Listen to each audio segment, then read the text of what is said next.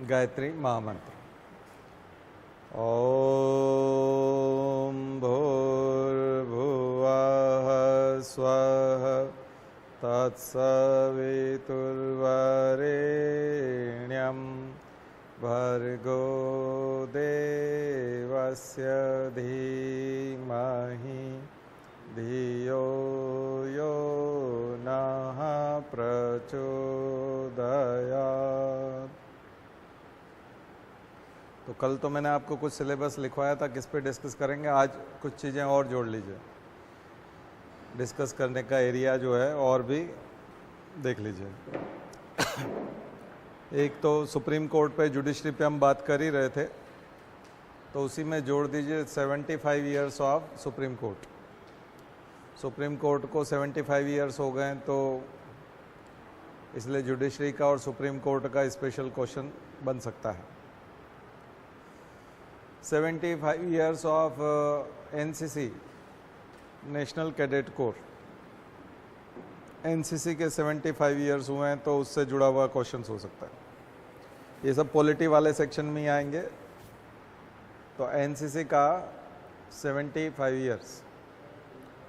फिर special category state, special category state. Next लिखिए special category state, लिखा हुआ था पिछली बार। फिर एक लिखिए ग्राम मानचित्र, ग्राम मानचित्र, ग्राम मानचित्र। आईना पोर्टल, आईना portal for cities, cities information, आईना portal for cities information.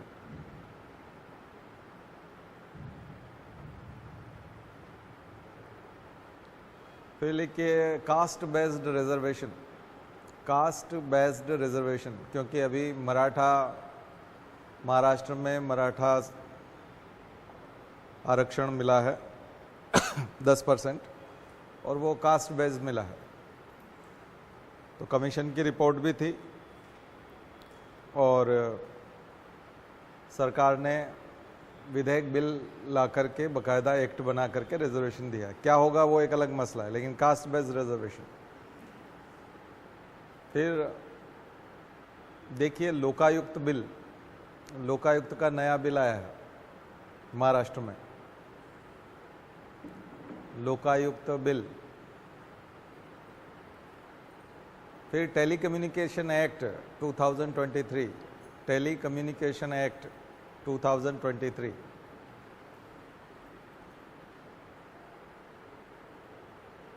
Telecommunication act 2023, इसमें बहुत ज़्यादा बदलाव हुए हैं।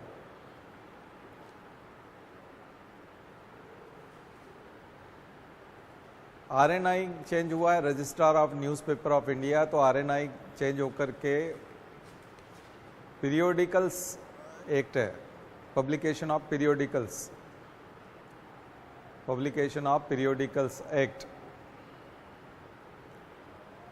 तो पीरियोडिकल्स के नाम पे, periodicals means daily newspaper, fortnightly 15 days, weekly 7 दिन वाला, मंथली और ईयरली।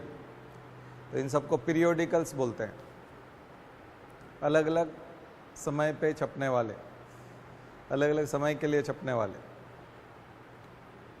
तो पीरियोडिकल्स।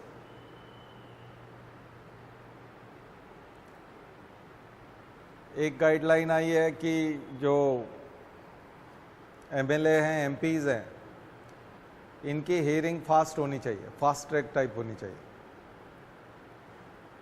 फास्ट हियरिंग होनी चाहिए।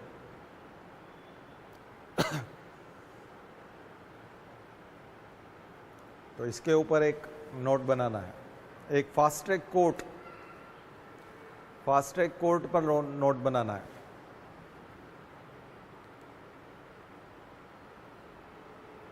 एक नोट बनेगा लोकपाल के ऊपर, सॉरी लोकपाल तो हो गया,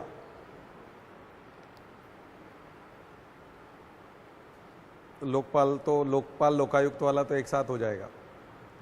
एक शॉर्ट नोट बनाइए फास्ट ट्रैक कोर्ट के अलावा पीआईएल के ऊपर, पब्लिक इंटरेस्ट लिटिगेशन।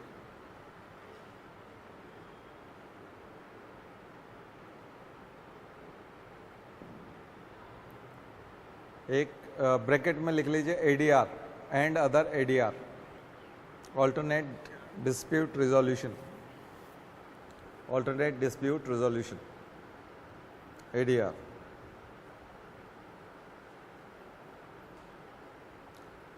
एक शॉर्ट नोट बनाइए, डिस्क्वालिफिकेशन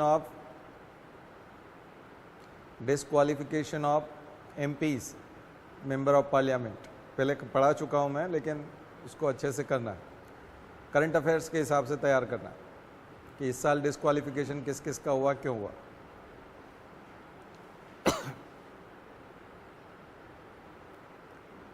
फिर एक लिखिए एक्सपल्शन ऑफ एमपीज,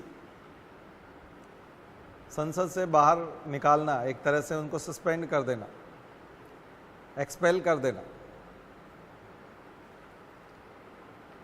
एक सत्र के लिए, ज़्यादा से ज़्यादा होता है एक सत्र के लिए मैक्सिमम। कई बार 4 दिन के लिए होता है कि ये सत्र 4 दिन के लिए बचा है तो 4 दिन के लिए या पूरे सत्र के लिए, तो वो एक्सपेल्शन पढ़ना है, कौन से नियम में आता है, कैसे क्या होता है। तो इस बार के कोई क्वेश्चन जो है वो छूटेंगे नहीं। अगर आपने ये सारी चीज़ें की तो कोई भी क्वेश्चन बाहर से नहीं आएगा, ठीक है।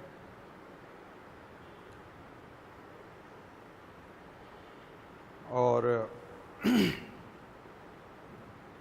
आर्टिकल 142 सुप्रीम कोर्ट का और उसका स्पेशल, आर्टिकल 142 जुडिशियल एक्टिविज्म को लेकर के, इंपॉर्टेंस ऑफ आर्टिकल 142।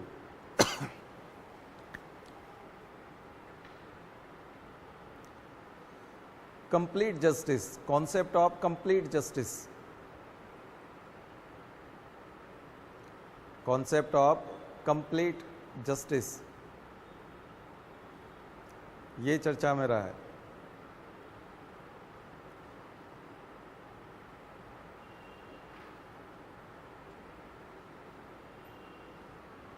ठीक है, तो अच्छी खासी चीज़ें हैं जो हमको डिस्कस करनी है। हाँ, वो पोस्ट ऑफिस एक्ट भी हो जाएगा। हाँ, पोस्ट ऑफिस एक्ट 2023, शायद मैंने कल भी बता दिया था आपको। एनसीसी है ना, एनसीसी के साथ एनएसएस अपने आप जुड़ जाएगा। वो कंपेयर करना के लिए ठीक रहेगा। ठीक है, तो चलिए कोशिश करते हैं इन सबको ख़त्म करने की। तो कल वाले में क्या बच गया? Special category status, special category state, sorry special category state. तो ये जो स्पेशल कैटेगरी स्टेट है, कॉन्स्टिट्यूशन में नहीं है। कॉन्स्टिट्यूशन में बहुत सारी चीज़ें नहीं हैं जो इन दिनों में प्रैक्टिस में हुई है बाद में, ये राजनीति की वजह से आया है एक तरह से।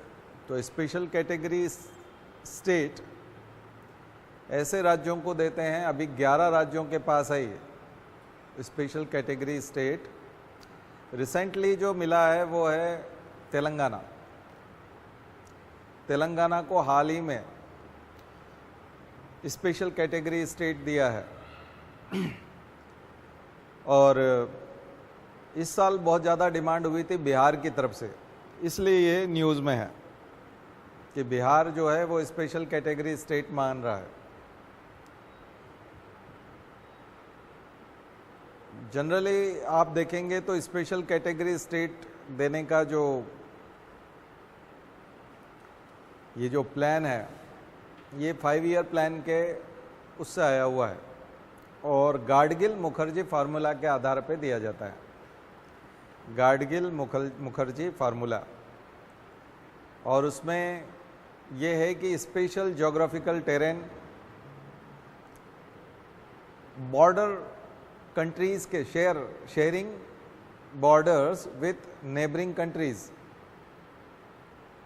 Sharing border with neighboring countries, mountain and hilly regions, mountain and hilly regions.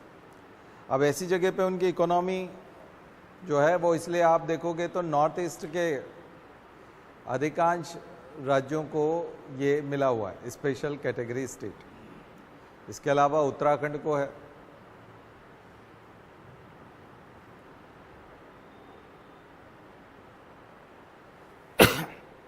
कई राज्य इसको हासिल करने की कोशिश करते हैं। उसका कारण है कि स्पेशल बजट होता है, इसके लिए स्पेशल बजट होता है। एक चीज, जितने राज्यों को ये स्टेटस मिलता है,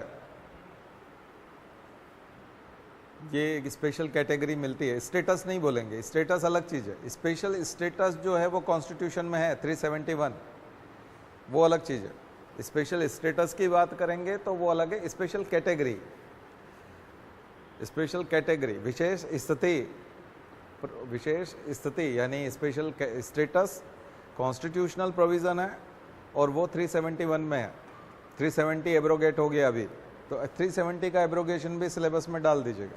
एब्रोगेशन ऑफ 370 का हटना, एब्रोगेशन ऑफ 370, ये भी अपने सिलेबस में रख लीजिए, उसमें ऊपर वाले में जो जो हमको करना है। तो यहाँ आप ये देखिएगा कि एक तो जो स्पेशल कैटेगरी मिल जाती है, उसके बाद ये फ़ायदा होता है कि एक साल के लिए जो बजट फाइनेंशियल ईयर के साथ 31 मार्च को ख़त्म हो जाता है, 1 अप्रैल से नया आता है। बाकी सभी राज्यों को, 11 राज्यों को छोड़ करके बाकी सब में वो लैप्स हो जाएगा। अगर खर्च नहीं हुआ तो वो लैप्स हो जाएगा। लेकिन इन 11 राज्यों का जो बजट है वो लैप्स नहीं होगा, वो कैरी फॉरवर्ड होगा, अगली बार के लिए जुड़ जाएगा। अगली बार भी बजट मिलेगा, वो भी ज़्यादा मिलेगा, लेकिन पिछला अगर खर्च नहीं कर पाए तो स्पेशल कैटेगरी इसलिए मांगते हैं। एक तो ये कारण है।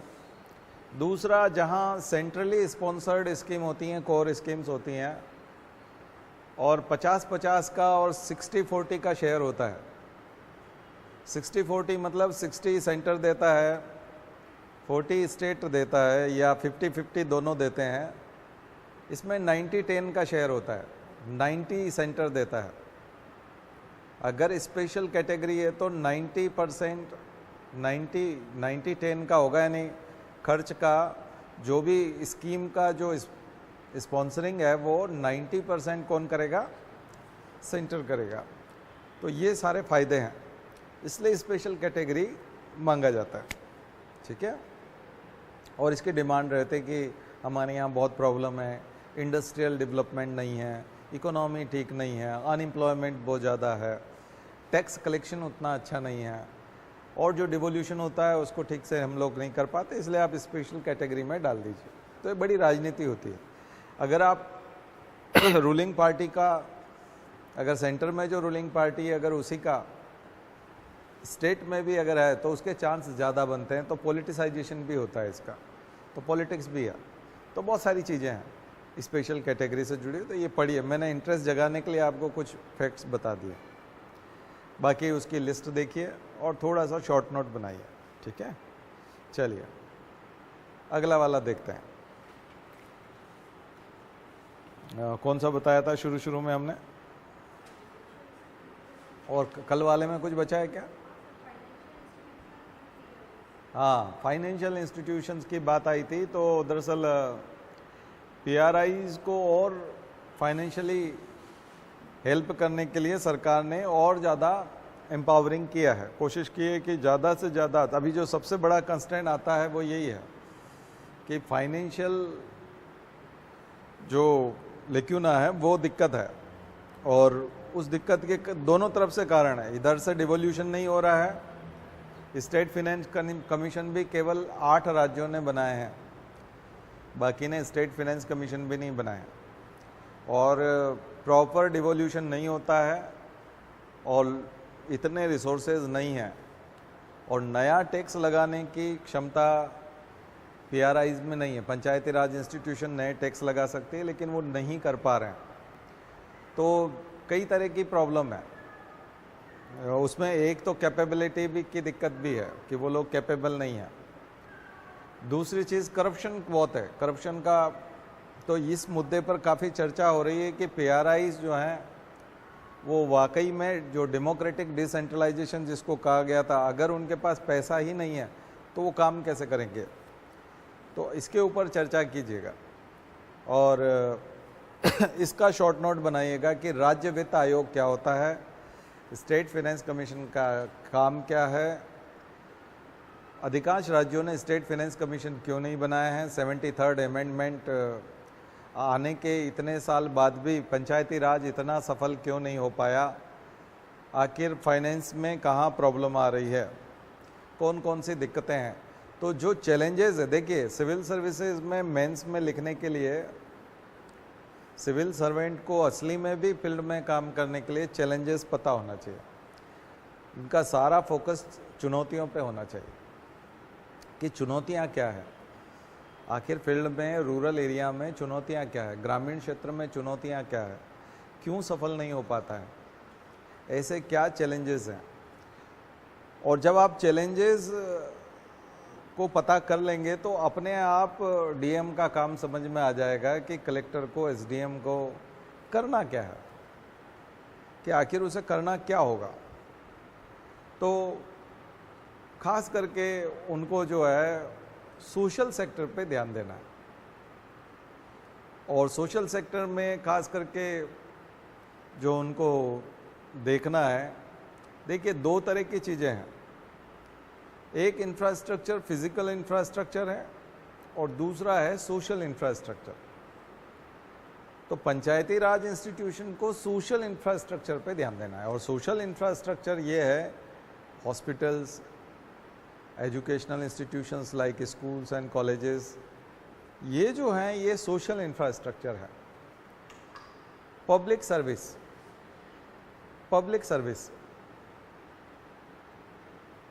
तो जनता की जो नीड है, सोसाइटी की जो नीड है, सोसाइटी की नीड देखा जाए तो रोड्स और ये भी है, लेकिन वो फिजिकल इंफ्रास्ट्रक्चर कहलाता है।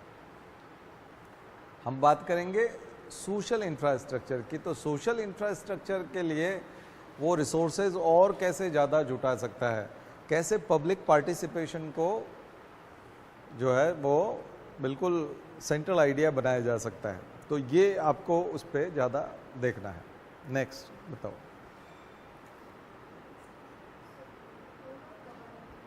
रोल ऑफ गवर्नर तो कल अच्छे से डिस्कस किया था हमने, और बताओ।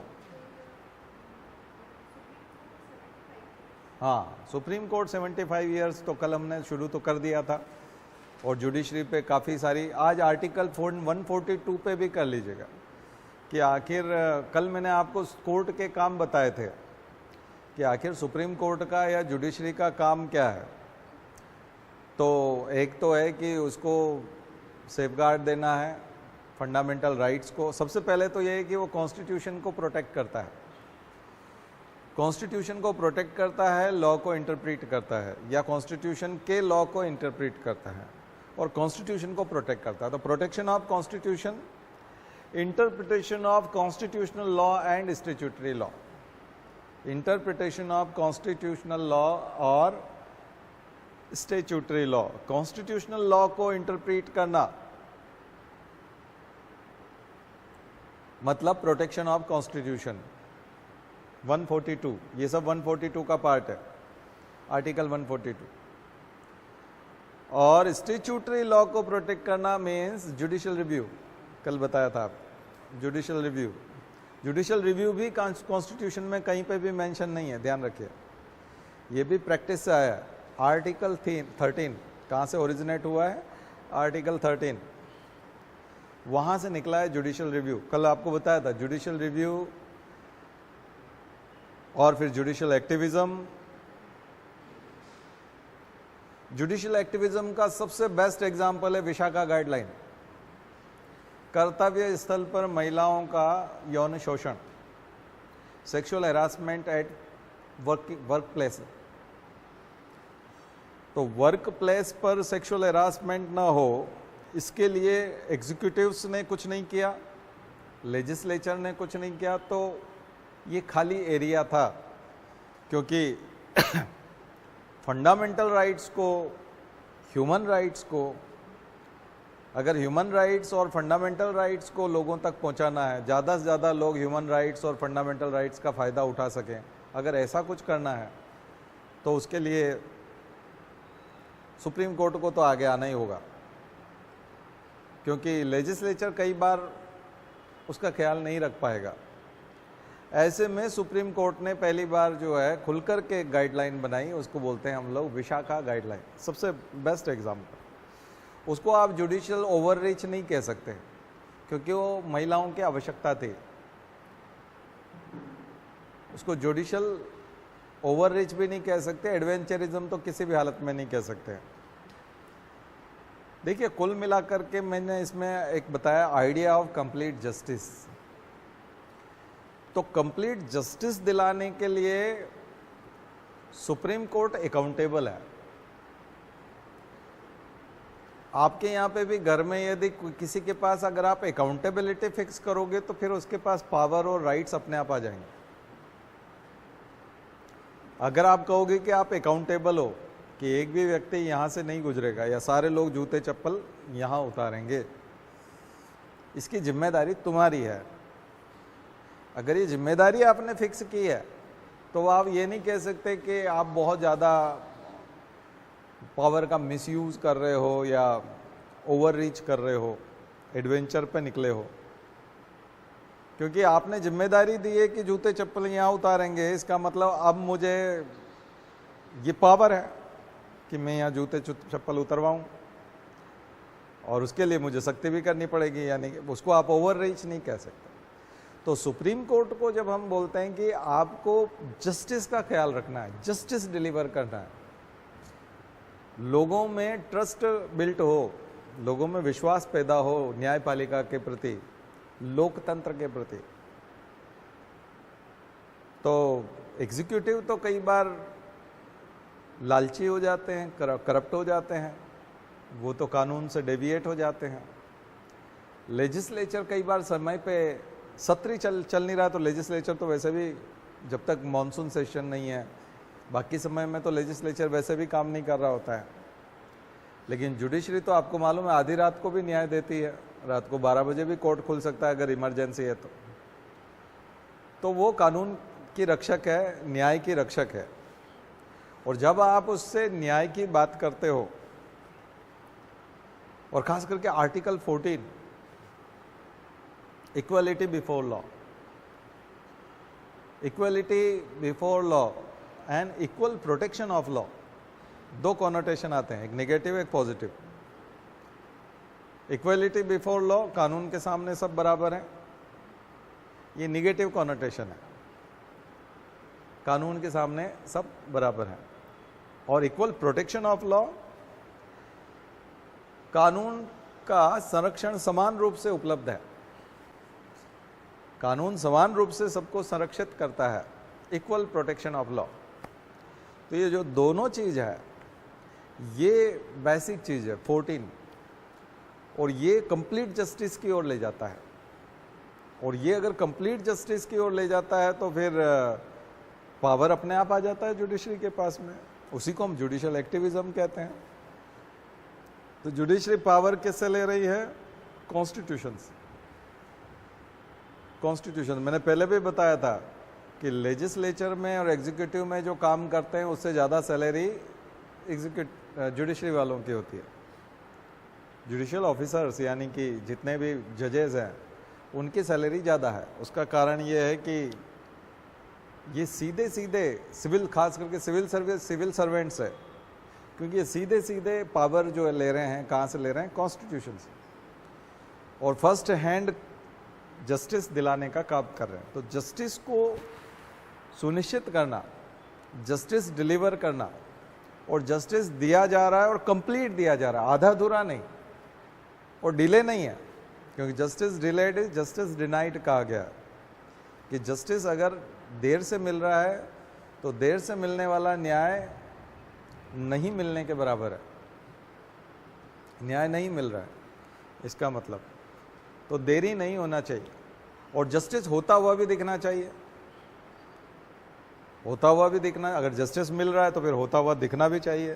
तो ये जो सारे सिद्धांत हैं, कि जस्टिस कंप्लीट होना चाहिए, जस्टिस होता हुआ दिखना चाहिए, जस्टिस तुरंत मिलना चाहिए।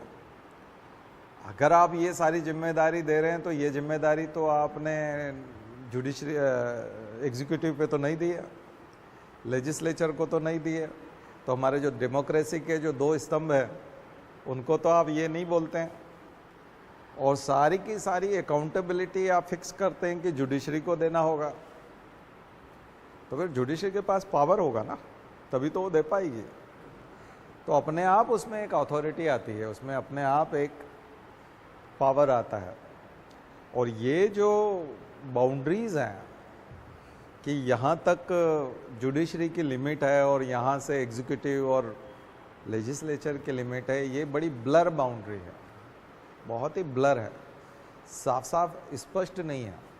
इसलिए इसकी जो एक व्याख्या है, इसको जब लोग एक्सप्लेन करते हैं, इसको जब इसका जो जब कभी भी डिबेट होती है तो फिर कई बार उसको हम लोग ओवर रीच कर देते कि जुडिशरी जो है वो ओवर रीच कर रही है, क्योंकि बड़ी ब्लर है। लेकिन जब हम अकाउंटेबिलिटी पे जाएंगे तो फिर आप देखेंगे कि जुडिशरी सही कर रही है, क्योंकि जिम्मेदारी उसी की है, दूसरे की जिम्मेदारी नहीं है। उसकी जिम्मेदारी कानून बनाने तक है, उसकी कानून को इम्प्लीमेंट करने तक है, लेकिन न्याय हो रहा है कि नहीं ये देखने का काम जुडिशरी का है, और न्याय फिर दिलाने का काम भी उसी का है। आ गया क्लियर? तो कल जो मैंने बताया था उसी से थोड़ा सा और आगे जाएंगे तो आइडिया ऑफ कंप्लीट जस्टिस। तो चूंकि 75 साल हुए हैं सुप्रीम कोर्ट के, तो इससे जुड़े हुए कोई न कोई सवाल जो है इस टाइप के आएंगे। ठीक है, नेक्स्ट बताइए।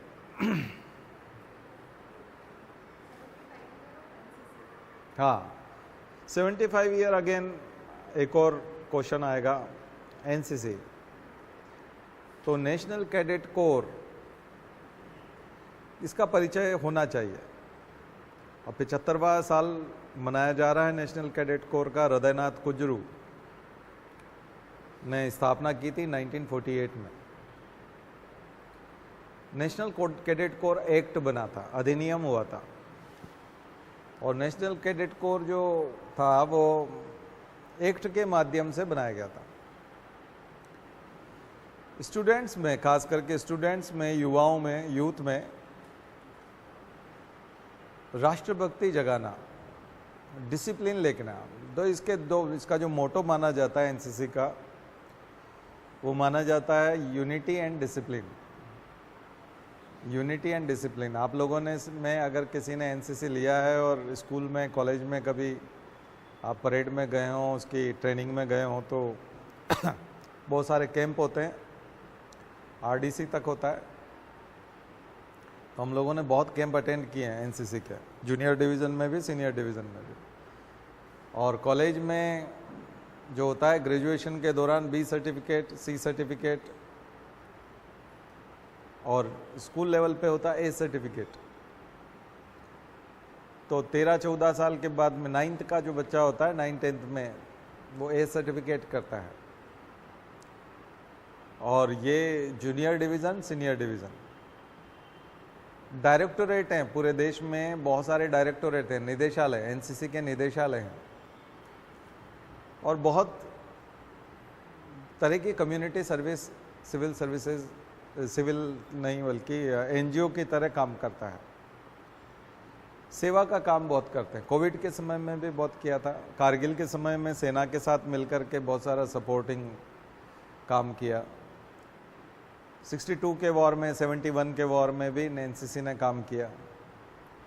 तो एनसीसी के जो बच्चे हैं वो बहुत ही डिसिप्लिन्ड होते हैं, बहुत ट्रेंड होते हैं, वेल ट्रेंड होते हैं। उनको फर्स्ट एड भी सिखाया जाता है, उनको बॉम्ब डिफ्यूज़ करना भी सिखाया जाता है, राइफल चलाना भी सिखाया जाता है। इमरजेंसी में वो वॉर में पार्टिसिपेट कर सकते हैं। यूनिफॉर्म वाला विंग है ये, जबकि दूसरा एक एनएसएस होता है। 1969 में फर्स्ट टाइम आया था एनएसएस का कॉन्सेप्ट। वो गाइडलाइंस है, वो नोटिफिकेशंस है, वो इसका पार्ट नहीं है। ये मिनिस्ट्री ऑफ होम अफेयर्स का पार्ट है। और ये तीनों, नेवी, विंग, एयरफोर्स विंग और आर्मी विंग में काम करता है। और सी सर्टिफिकेट वाले लोगों को प्रायोरिटी भी दी जाती है रिक्रूटमेंट में। तो ये एनसीसी जो है वो काफ़ी डाइवर्स है, काफ़ी डायनेमिक है, और उसमें एक बार यदि आप ज्वाइन करते हैं तो वहाँ से बहुत सारा डिसिप्लिन और बहुत चीज़ें, नई नई तरह की चीज़ें सीखते हैं। उसके जो कैंप होते हैं उनमें ट्रैकिंग कैंप भी होते हैं, उनमें मैदानी इलाके में जो कैंप होते हैं उनमें कई तरह की ट्रेनिंग होती है। परेड के साथ साथ और भी कई सारी, राइफ़ल के बारे में जानकारी, राइफ़ल खोलना, जोड़ना, टेंट लगाना, इमरजेंसी एरिया में कहीं बहुत ही अगर फ्लड वाला एरिया है तो डिज़ास्टर मैनेजमेंट का बहुत सारा काम सिखाया जाता है। पोस्ट डिज़ास्टर मैनेजमेंट, खास करके पोस्ट डिज़ास्टर मैनेजमेंट का बहुत काम सिखाया जाता है। लोगों को बचाना, लोगों को मलबे में से निकालना, लोगों को एक जगह से दूसरी जगह पहुंचाना, उनको खाना बना के खिलाना, उनका फर्स्ट एड करना, उनका छोटा मोटा इलाज करना, ये सारी चीज़ें होती है। तो थोड़ा एनसीसी के बारे में पढ़िएगा, एक पैराग्राफ, एक पेज लिखिएगा, बल्कि शॉर्ट नोट बनाइएगा, 150 वर्ड्स में बनाइए तो मेंस में क्वेश्चन आएगा। अदरवाइज प्रीलिम्स में जो आएगा वो स्थापना, HN कुंजरू, हृदयनाथ कुंजरू वही वाले हैं जो स्टेट रीऑर्गेनाइजेशन कमीशन में है, वही हैं।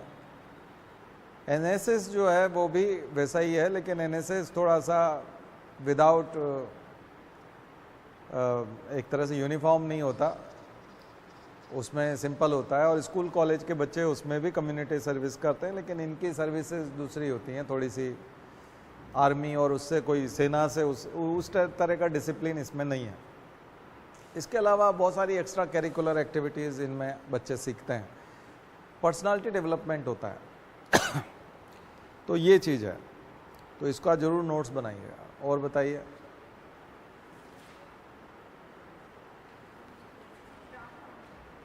हाँ, ग्राम मानचित्र एक नया कॉन्सेप्ट अभी आया है, ये एक तरह का जीपीएस मैपिंग है। मैंने बताया था मध्य प्रदेश सरकार ने भी भू अभिलेख की वेबसाइट पे इसी प्रकार का बहुत हाई रिजोल्यूशन वाला मैप जो है हर गांव का वो देना शुरू किया है, लेकिन वो उसके लिए 5000 रुपया एक गांव का लेते हैं। तो डिपार्टमेंट ऑफ रेवेन्यू जो हमारा है यहाँ का, उसने शुरू किया है। रेवेन्यू में भी दो तरह के डिपार्टमेंट, तो लैंड सेटलमेंट वाला, खास करके लैंड रेवेन्यू में जो मैप वगैरह बनाते हैं, तो वो जो लैंड सेटलमेंट वाले जो हैं, बंदोबस्त जिसको कहते हैं, तो बंदोबस्त, तो लैंड बंदोबस्त, भूमि बंदोबस्त वाला जो विभाग है वो इसको बनाता है। तो ये जो मानचित्र है, ग्राम मानचित्र, ये पूरा जीपीएस द्वारा ये ग्राम पंचायत और इन सबको अवेलेबल कराया जाएगा, जिसमें सारे रिसोर्सेज होंगे, ज़मीनों की जानकारी होगी, और जिससे लोगों को लाभ मिलेगा। आईना पोर्टल भी ठीक है, ऐसा ही सिटी की इंफॉर्मेशन है, ये अर्बन एरिया के लिए आईना पोर्टल। ग्राम मानचित्र किसके लिए है? रूरल एरिया के लिए, और अर्बन एरिया के लिए है आईना पोर्टल, जिसमें सिटी के सारे डेवलपमेंट प्लान और वो सारी चीज़ें आईना पोर्टल पर मिलेंगी। तो ये सब रिसेंट के क्वेश्चंस हैं। कास्ट बेस्ड रिजर्वेशन, बड़ी डिबेट है कास्ट बेस्ड रिजर्वेशन। भारत में रिजर्वेशन जो है वो कॉन्स्टिट्यूशन में रिजर्वेशन की जो बात हुई है वो सोशली और एजुकेशनली बैकवर्ड लोगों के लिए हुई है, इकोनॉमिकली बैकवर्ड के लिए नहीं था, सोशली और एजुकेशनली बैकवर्ड। तो जब देखा गया कि सोशली बैकवर्ड, तो सोशली बैकवर्ड कौन होगा? तो सबसे पहले सोशली बैकवर्ड निकालने के लिए एजुकेशन में बैकवर्ड वही रह गया जो सोशल में भी बैकवर्ड है। तो उसके लिए सीधा उठा कि भारत में कास्ट है, जाति है, जो सामाजिक रूप से पिछड़े हुए हैं। शुरू में दो कॉन्सेप्ट आते हैं, आप जानते हैं कार्ल मार्क्स का जो कॉन्सेप्ट है वो क्लास से जुड़ा हुआ है, क्लास। और क्लास का मतलब अपर क्लास, अपर क्लास का मतलब ज़्यादा पैसे वाले, उच्च वर्ग। दूसरा कॉन्सेप्ट था उच्च जाति, हायर अपर कास्ट। एक है अपर क्लास, एक है अपर कास्ट, दो कॉन्सेप्ट है। लेकिन दुनिया में जो कॉन्सेप्ट चलता है, खास करके यूरोप में, अमेरिका में, वो दो ही, एक ही कॉन्सेप्ट चलता है, अपर क्लास और lower class, middle class, classicism चलता है। भारत में जब देखा गया कि जो अपर क्लास है वो ज़्यादातर अपर कास्ट है, 99% या 90% जो अपर क्लास में लोग हैं वो अपर कास्ट से आते हैं, है ना। अपर क्लास में जो लोग हैं वो अपर कास्ट से आते हैं, और जो लोअर क्लास में लोग हैं वो लोअर कास्ट से आते हैं। तो इसलिए वो कास्ट वाला कंसेप्ट आया सोशली में, क्योंकि समाज के दो सिस्टम है, एक क्लासिज्म, एक कास्टिज्म। तो या तो उसको क्लासिज्म में बांट देते, लेकिन क्लासिज्म में जब बांटने गए तो देखा कि जो अपर क्लास में है वो अपर कास्ट के लोग हैं, ज़्यादातर रिसोर्सेज उन्हीं के पास हैं, संसाधन उन्हीं के पास हैं, पैसा भी उन्हीं के पास है, यहाँ तक कि नौकरियाँ देते भी वही हैं, नौकरियाँ करते भी वही हैं, और जो एग्रीकल्चरल लैंड है, इंडस्ट्रीज़ है, तमाम कमाने के साधन हैं, वो सब अपर कास्ट के पास है।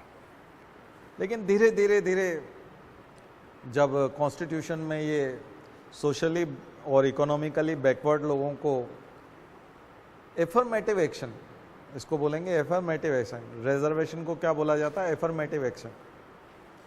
एफर्मेटिव एक्शन देने का जो कारण था, अगर आप कारण गिनेंगे तो एक तो ये कास्ट और क्लास, ये वाला कॉन्फ्लिक्ट आप समझ जाएंगे, एक चीज। दूसरा आप देखेंगे कि जो हिस्टोरिकल, ऐतिहासिक रूप से जो गलतियां हुई हैं, ऐतिहासिक रूप से हिस्टोरिकल एरर्स कह सकते हैं, या हिस्टोरिकल मिसबिहेवियर कह सकते हैं, मिसकंडक्ट कह सकते हैं।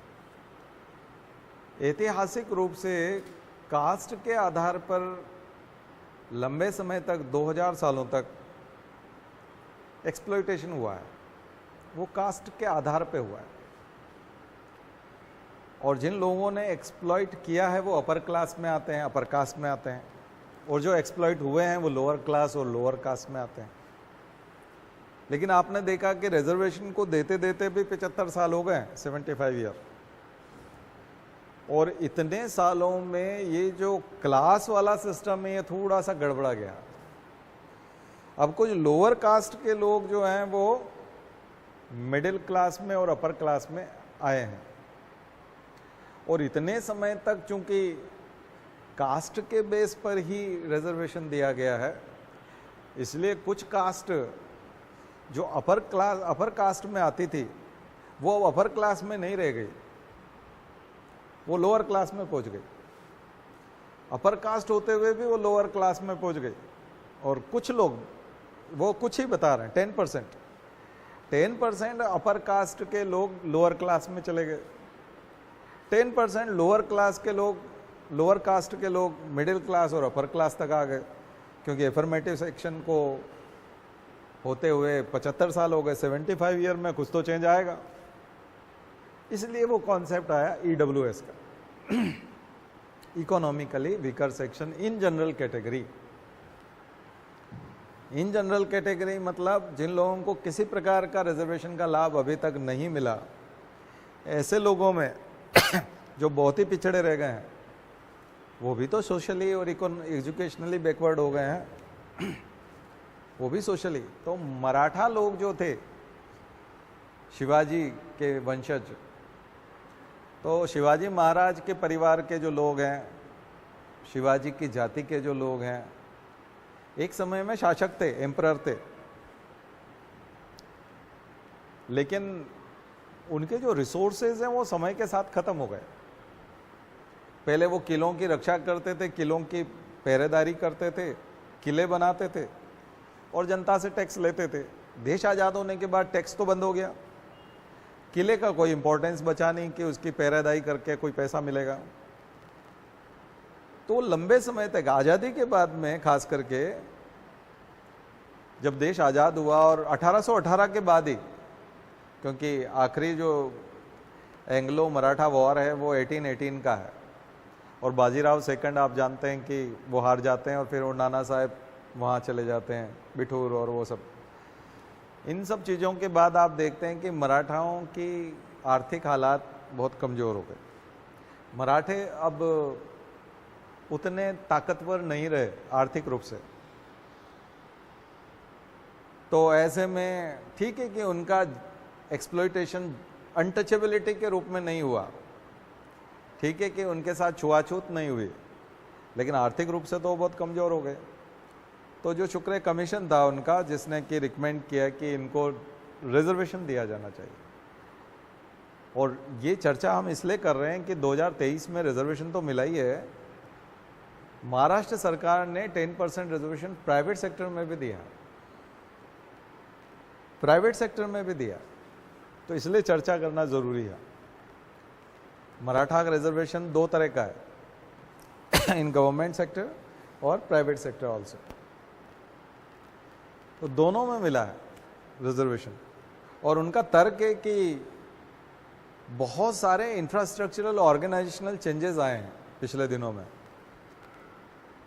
और चेंजेस ये आए हैं कि स्ट्रक्चरल चेंजेस, खास करके स्ट्रक्चरल चेंजेस, कि अब सरकारी क्षेत्र में इतनी नौकरियां नहीं हैं, और सरकार ने, केंद्र सरकार ने प्राइवेटाइजेशन बहुत किया है, और प्राइवेट सेक्टर इतना बड़ा सेक्टर हो गया है कि अब आप सरकारी क्षेत्र में अगर नौकरियां दोगे तो उसका कोई मतलब नहीं है, क्योंकि सरकारी क्षेत्र बहुत सिमट गया है। इसलिए प्राइवेट सेक्टर में अगर आपको वाकई में ही जस्टिस दिलाना है, और आपको लगता है कि ये एफर्मेटिव एक्शन है और ये रिजर्वेशन न्याय दिलाने का एक तरीका है, सोशल जस्टिस का एक तरीका है, सामाजिक न्याय का एक तरीका है, अगर आपको ऐसा लगता है तो वाकई में यदि आप न्याय दिलाना चाहते हैं तो फिर आप प्राइवेट सेक्टर में रिजर्वेशन दीजिए, क्योंकि ज़्यादातर चीज़ें जो है प्राइवेट के पास चली गई है। स्ट्रक्चरल चेंजेस, समाज में रोजगार के structural changes, employment structural changes. तो एम्प्लॉयमेंट अब परसेंटेज में आप देखेंगे तो एक समय में सरकारी क्षेत्र में बहुत ज़्यादा रोजगार होता था, 90%, 10% प्राइवेट सेक्टर में होता था। अब 90% प्राइवेट सेक्टर में होता है, 10% सरकारी क्षेत्र में होता है। तो रिजर्वेशन के वो मीनिंग नहीं रह गए हैं। अगर आप प्राइवेट सेक्टर में रिजर्वेशन नहीं देते हैं तो फिर रिजर्वेशन का कोई मतलब नहीं है, क्योंकि कंप्यूटर से रिलेटेड, नई टेक्नोलॉजी से रिलेटेड जितने जॉब्स हैं वो सब प्राइवेट सेक्टर के पास हैं। एक ज़माना था कि पुराने तरीके से स्किल डेवलपमेंट होता था, पुराने तरीके से जॉब मिलते थे। अब अगर गवर्नमेंट में जॉब मिल रहे हैं तो प्रोफेसर बनाने, गवर्नमेंट कॉलेज में कोई प्रोफेसर बन रहा है, हाई स्किल्ड जॉब है। आईएएस बनना है तो हाई स्किल्ड जॉब है, जज बनना है तो हाई स्किल्ड होगा। लेकिन जो लो स्किल्ड लोग हैं या मिडिल टाइप का स्किल्ड है उसके पास, मतलब थोड़ा सा मध्यम प्रकार का है, हल्का स्किल्ड, मीडियम स्किल्ड या लो स्किल्ड है, उस आदमी के लिए तो सरकारी क्षेत्र में अब कुछ भी नहीं है। और प्राइवेट सेक्टर में ऐसे बहुत सारे लोग रोजगार पा जाते हैं, लेकिन वहाँ पर तो रिजर्वेशन नहीं है, वहाँ तो उनको जो मिलेगा उसको वो ले लेंगे। तो फिर जो मराठा हैं, महाराष्ट्र में इंडस्ट्रियलाइजेशन बहुत है, और इंडस्ट्रियलाइजेशन जो है वो इंडस्ट्रीज प्राइवेट है, और वो प्राइवेट इंडस्ट्री में अगर आप मराठाओं को नहीं देंगे तो आउटसाइडर्स, दूसरे राज्यों से आए हुए लोग ज़्यादा कम पैसे में काम कर जाएंगे, और मराठा जो महाराष्ट्र के मूल निवासी हैं उनको रोजगार नहीं मिलेगा। तो आपको दोनों कंसेप्ट समझ में आ गए होंगे क्यों मराठा आरक्षण, मराठा जाति ओबीसी में आती है या अपर कास्ट में जिसमें भी आती होगी, उसके बावजूद उसने आरक्षण की मांग की, और फिर न केवल उसने आरक्षण की मांग की बल्कि प्राइवेट में रिजर्वेशन इन प्राइवेट सेक्टर की भी बात की। तो ये क्यों करनी पड़ी, उसके कारण जो है आपको पता होना चाहिए। तो अब इसके ऊपर थोड़ा सा शॉर्ट नोट बनाएंगे तो कहीं न कहीं तो इसमें इंदिरा साहनी केस 1992, इंदिरा साहनी केस, जब मंडल कमीशन की रिपोर्ट आई थी तब इंदिरा साहनी केस हमेशा की तरह याद रखिए इंदिरा का साहनी केस से दो बड़ी चीजें निकल करके आती है। पहला है concept of creamy layer, concept of creamy layer, and second एक केप डाल दी सुप्रीम कोर्ट ने, 50% से ज़्यादा रिजर्वेशन नहीं हो सकता। रिजर्वेशन, टोटल रिजर्वेशन से 50% से ज़्यादा नहीं हो सकता। 50% आपको ओपन सीट रखना होगी। ये इंदिरा साहनी केस के दो रिजल्ट हैं। थोड़ा सा एक शॉर्ट नोट इस पे बनाइएगा, मिल जाएगा आपको, इन्फोग्राफिक्स मिल जाएंगे गूगल में जाएंगे तो। Differences between affirmative actions in USA and reservation in India. India में हम रिजर्वेशन बोलते हैं, एफर्मेटिव एक्शन यूएसए में बोलते हैं।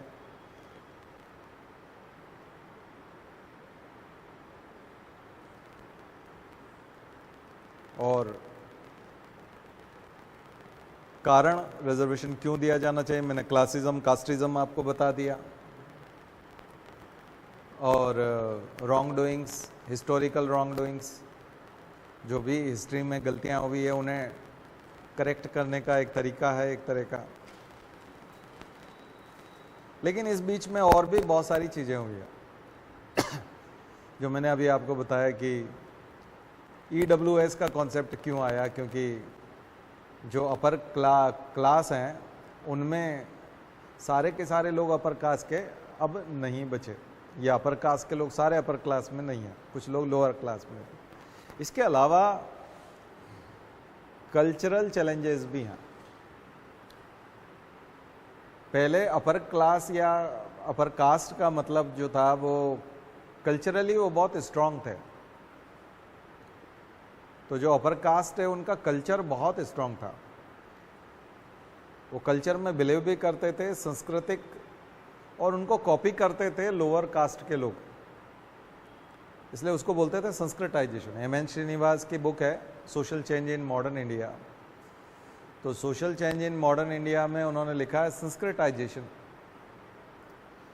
संस्कृताइजेशन मीन्स लोअर कास्ट के लोग कॉपी करने की कोशिश करते हैं अपर कास्ट को, उनकी तरह। जैसे कोई दलित है वो जनेऊ पहनने की कोशिश करेगा, तिलक निकालेगा, और अपर कास्ट जो ब्राह्मण है उनकी तरह कॉपी करने की कोशिश करेगा। वो भी मांस मछली छोड़ देगा, वो भी ब्राह्मण बनने की कोशिश करेगा। जनेऊ धारण कर लिया, भगवा कपड़ा है तो भगवा कपड़ा पहन लिया इसको बोलेंगे संस्कृताइजेशन। इसी बीच में कुछ ब्राह्मण जो थे उन्होंने लोअर कास्ट की तरह खान पान शुरू कर दिया। लोअर कास्ट जैसा निरामिष भोजन करते थे पहले और ज़्यादातर करते थे, उन्होंने छोड़ दिया, उन्होंने अपना लिया। उसको बोलेंगे डी संस्कृताइजेशन या रिवर्स संस्कृताइजेशन, उल्टा हो गया, विसंस्कृतिकरण। और विसंस्कृतिकरण होते होते अब चूंकि अधिकांश अपर कास्ट अपर क्लास में थे, अधिकांश अपर कास्ट जो थे 99% तक अपर क्लास में हुआ करते थे, अब वो 90% रह गए, 10% हमने रिजर्वेशन दे दिया इकोनॉमिकली वीकर सेक्शन। तो क्यों हो गए? क्योंकि 10% वीकर सेक्शन हो गए। सही बात है, हो गए। तो ऐसा क्या कारण था कि अपर कास्ट अपर क्लास में थे? कुछ तो कारण रहा होगा, केवल एक्सप्लॉयटेशन तो नहीं हो सकता। केवल एक्सप्लॉयटेशन इसलिए नहीं था क्योंकि उनके साथ कल्चर जुड़ा हुआ था, concept of God, concept of puja, concept of पवित्रता, सैंक्टिटी। वो पवित्रता वाला जो कॉन्सेप्ट था उसमें समय बहुत बचता था। नॉनवेज नहीं खाते थे, शराब नहीं पीते थे, अंधविश्वास नहीं था, क्योंकि गॉड में विश्वास करना थोड़ा सा टाइम टेकिंग नहीं होता। अंधविश्वास में बहुत समय लगता है। रात को 12 बजे अमावस्या की रात में शमशान में जाओ, ये अंधविश्वास है। और ये सारी चीजें जो है बर्बाद करके रख देती है। फिर वहां पर शराब चढ़ेगी, फिर वहां गंदगी होगी तो उससे बीमार हो सकते हैं। तो ये अंधविश्वास हुआ, भूत प्रेत में विश्वास करना, जादू टोना करना, और खान पान जो है वो नॉनवेज और फिर उसके साथ शराब पीना, ये सब खर्चीला भी है और ये सब अंधविश्वास वाला भी है। और इससे मानसिक रूप से भी नुकसान था, आर्थिक रूप से भी था, और सामाजिक रूप से भेदभाव होता था, अनटचेबिलिटी होती थी। तो जिन लोगों ने अभी तक सफलता पाई थी, और जो लोग सबसे ज़्यादा सफल थे और अपर क्लास में थे, वो उसके कास्ट के कल्चर की वजह से थे, क्योंकि उनका कल्चर उनको ऊपर बना के रखता था। उनका समय जो है वो ऐसे फालतू चीज़ों में व्यतीत नहीं होता था, बल्कि उनके इसमें स्टडी करना, पढ़ना, पढ़ाना, ये इम्पॉर्टेंट था, नॉलेज इम्पॉर्टेंट था। तो समाज को संचालित करते रहे और पैसा भी कमाते रहे और अपर क्लास में बने रहे। इसलिए कई लोग सोचते हैं ना कि ये तो अब पैसे वाला हो गया, लोअर कास्ट का आदमी, अब क्रीमी लेयर में लेके आओ इसको। बात यह है कि वो पैसे वाला केवल आर्थिक रूप से हुआ है, सामाजिक और कल्चरली, सोशली और कल्चरली वो अभी भी शेड्यूल कास्ट है। बात समझ में आई ना?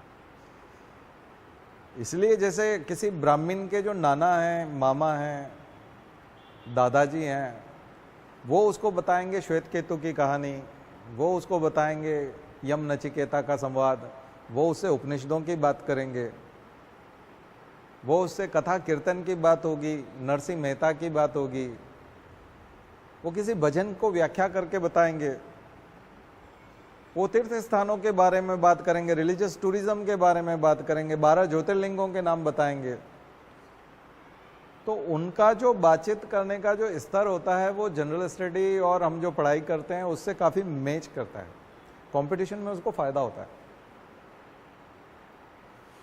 और जो लोअर कास्ट है वो अगर पैसे वाला भी हो गया, इकोनॉमिकली वो काफ़ी एम्पावर हो गया, लेकिन उसके जो रिश्तेदार हैं उससे जो बात करेंगे, आजा दारू पी ले, आजा ये कर लेते हैं, आजा वो कर लेते हैं, आज हमने ये बनाया है, आज तू ये खा। तो दरअसल वो जो कल्चर है और वो जो सोसाइटी है वो उसको आगे बढ़ने से रोकती है, आर्थिक रूप से सक्षम होने के बाद भी रोकती है।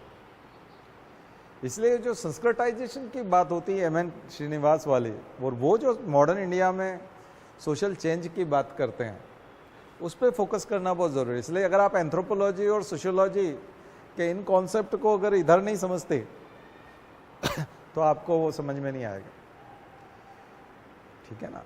तो वो इकोनॉमिक वीकर सेक्शंस को जो दिया गया है वो उन लोगों को दिया गया है जिनके यहाँ पर कम से कम उस टाइप की चीज़ें नहीं होती जो लोअर कास्ट के यहाँ होती है, फिर वो उसको मिला है क्योंकि वो इकोनॉमिकली कमज़ोर, सोशली बैकवर्ड और एजुकेशनली बैकवर्ड वर्ड जो दिया गया है वो इसलिए दिया गया है। और ये तमाम प्रकार के संशोधन है। तो मुझे लगता है कि इस कॉन्सेप्ट को, कास्ट बेस्ड रिजर्वेशन के कॉन्सेप्ट को, लेकिन कास्ट बेस्ड रिजर्वेशन अब बहुत पीछे रह गया है। बहुत सारी चीज़ें पिछले 75 सालों में, 75 ईयर्स में ऐसी हुई हैं कि अब कास्ट बेस्ड पॉलिटिक्स बहुत आगे हो गई। Politicisation of caste and casteisation of politics, राजनीति का जातिकरण और जाति का राजनीतिकरण इतना ज़्यादा हो गया कि कोई भी पॉलिटिकल पार्टी अब जाति देख करके ही टिकट देती है, इनकी जाति, और साफ साफ टेलीविज़न पर आता है कि इनकी जाति के इतने लोग हैं इसलिए बीजेपी ने टिकट दिया, इसलिए कांग्रेस ने टिकट दिया, क्योंकि इनकी जाति के इतने लोग हैं। इसका मतलब राजनीति जाति देख करके होती है। लोग वोट भी जाति देख करके दे रहे होंगे तभी तो वो टिकट दे रहे हैं और तभी वो जीत भी रहा है। तो ये जो जाति समीकरण है, कई बार इसको सोशल इंजीनियरिंग कहा जाता है।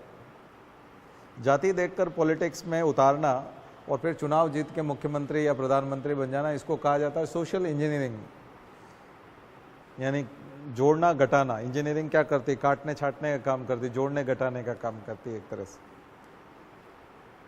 आर्टिफिशियली वो एक तरह से कुछ कट पेस्ट करती है चीज़ों को, उसी को इंजीनियरिंग का है। तो ये सोसाइटी की इंजीनियरिंग है। तो इसी तरह से धर्म का राजनीति में बहुत इंपॉर्टेंस है, रिलीजन को लेके आए हैं। तो धार्मिककरण भी हो गया राजनीति का, और धर्म का राजनीतिकरण, पॉलिटिसाइजेशन ऑफ रिलीजन भी हो गया। इसी तरह से कास्ट का पॉलिटिसाइजेशन भी हुआ है। इसलिए अब कास्ट बेस्ड रिजर्वेशन जो है वो बहुत पीछे छूट गया है, और बल्कि वो पॉलिटिक्स का एक साधन बन गया है, चुनाव जीतने का साधन बन गया है।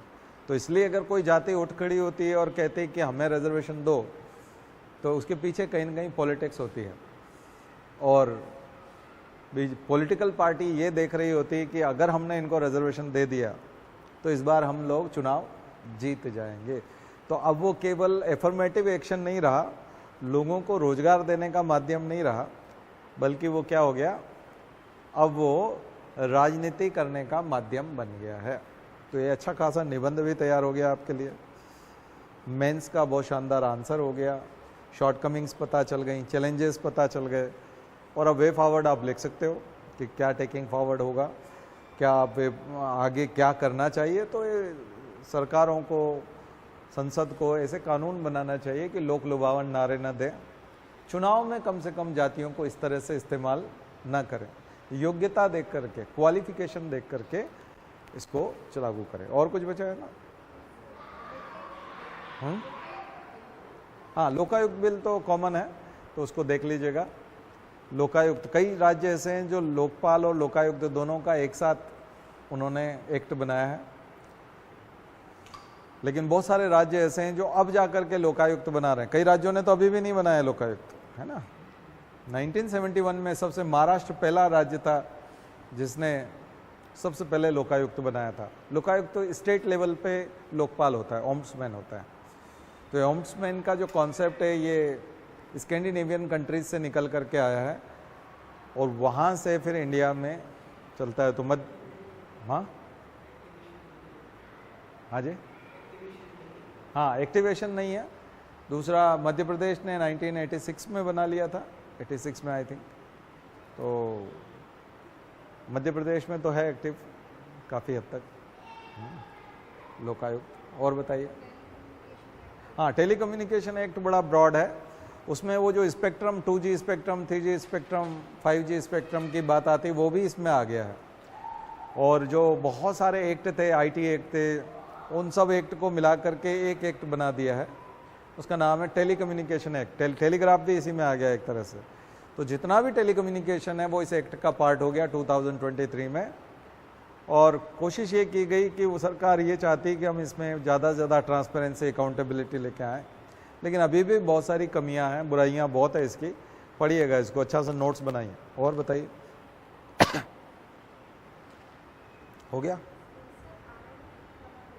हाँ, RNI वाला जो मैंने आपको बताया था पीरियोडिकल्स, तो वो जो बताया वही है कि कैसे monthly newspaper, daily newspaper, weekly newspaper, yearly newspaper, fortnightly newspaper के लिए पहले जो रजिस्ट्रेशन प्रोसेस थी वो बहुत ही बेकार थी। चार्ल्स मेटकाफ को जो हम लोग बोलते हैं मुक्तिदाता, लिबरेटर ऑफ इंडियन प्रेस, तो वहाँ पर जो बना था, और उसके बाद लॉर्ड लीटन के वर्नाकुलर प्रेस एक्ट आया था, और वो सब जो जमाना था अंग्रेज़ों ने जो, जैसे प्रिंटर का डिक्लेरेशन करो, पब्लिशर का डिक्लेरेशन करो, एडिटर का डिक्लेरेशन करो, ये जो बहुत ज़्यादा मैंडेटरी बना रखा था, उससे बहुत डरते थे लोग। और फ्रीडम ऑफ स्पीच, खास करके आर्टिकल 19 का पार्ट है ये, फ्रीडम ऑफ एक्सप्रेशन और स्पीच है ना, एक्सप्रेशन, फ्रीडम ऑफ प्रेस उसी का पार्ट है। तो ये जो नई सरकार है अभी जो थी,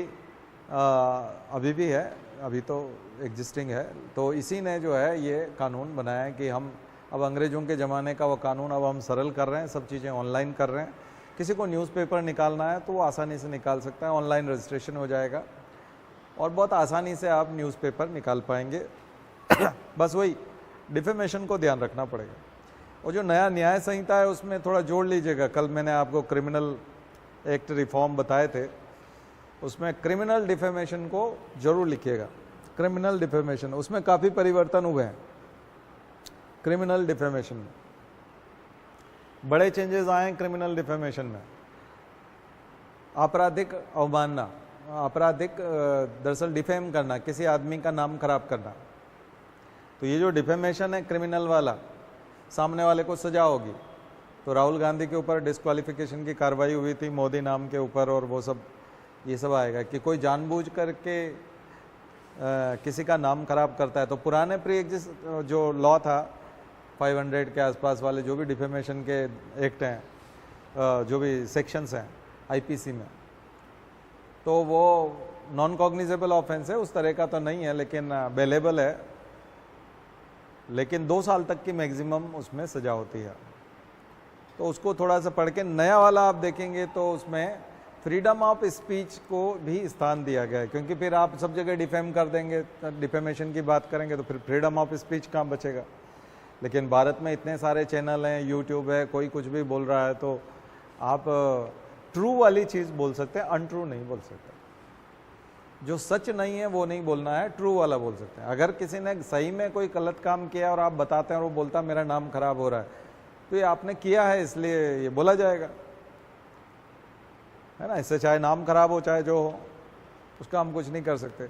लेकिन अगर कोई बात सही नहीं है और वो अगर कही जा रही है तो उसके ऊपर फिर क्रिमिनल डिफेमेशन है, उसको जेल होगी सामने वाले बोलने वाले। तो इसके ऊपर थोड़ी सी सख्ती आई है, काफ़ी बड़ा चेंज ये सरकार लेके आई है, तो इसको थोड़ा क्रिमिनल डिफेमेशन को उसमें जोड़ लीजिए, ठीक है। तो मैंने जितने करंट की चीज़ें हो सकती है उसकी जो है वो आपको बताने की कोशिश की, ठीक है ना। चलिए आज शांति पाठ करते हैं। ओम द्यौ शांति अंतरिक्ष ग्वम शांति पृथ्वी शांतिरापः शांतिरौषधयः शांति वनस्पतयः शांतिर्विश्वे देवाः शांतिर्ब्रह्म शांति सर्वगम शांति शांतिरेव शांति सामा शांतिरेधि। ओम शांति शांति शांति सर्वारिष्टासु शांतिर्भवतु। बोले गायत्री माता की, परम पूज्य गुरुदेव की, परम वंदनीय माता जी की। हम सुधरेंगे, हम बदलेंगे, एक बनेंगे। जन्म जहाँ पर, अन्न जहाँ का, ज्ञान जहाँ से, वह है प्यारा। देश की रक्षा कौन करेगा। मानव मात्र, नर और नारी, जाति वंश सब भारत माता की, भारतीय संस्कृति की